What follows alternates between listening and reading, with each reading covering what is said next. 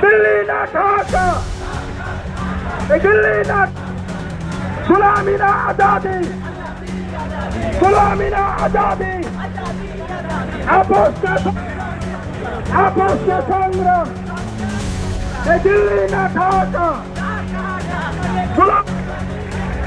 आपस का संग्राम, কোথায় কোথায় বাংলাদেশ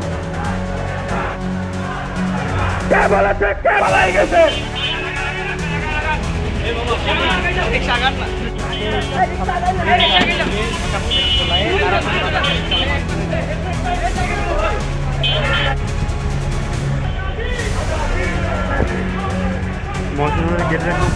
প্রেক্ষাপটটা জানি, আমাদের আজকের এই দিনে ছাত্রলীগের যে সন্ত্রাসীরা ছিল তাদের প্রত্যেকটা হল থেকে তাড়াতে আমরা সফল হয়েছিলাম।